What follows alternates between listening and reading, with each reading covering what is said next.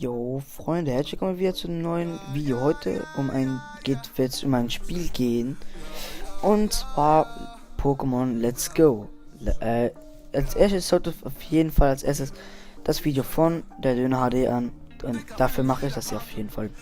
Hier seht ihr, es wird in zwei verschiedenen Varianten geben. Einmal Let's Go Pikachu und einmal Let's Go Evoli. Und was sie jetzt als neues Gimmick da machen sollen, das wird dann, dass man auch die Switch mit dem Handy verbinden kann und dann auch von Pokémon Go auf Let's Go einfach traden kann.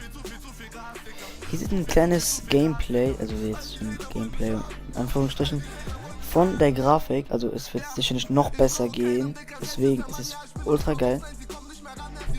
Man wird das Spiel auch zu zweit spielen können. Das heißt, der eine nimmt das Joy-Con und der andere nimmt den. Dann hat man den Jungen und das Mädchen. Man kann aber auch einen Pokéball Plus dazu kaufen. Der ist dann so wie ein normaler Joy-Con. Nur eben, dann, wenn zum Beispiel die Switch aus ist, dann kann man da sein Pokémon drin speichern. Und man kann dann zum Beispiel den einfach so juckeln, dann wird er froh. Und solche Sachen. So, jetzt gebe ich aber auch noch das Video von der Döner HD unten in der Infobox verlinkt und gebe ich auf jeden Fall auch den Trailer. Das war's von mir. Bis dann, meine Pokémon-Freunde, und bis dann. Ciao.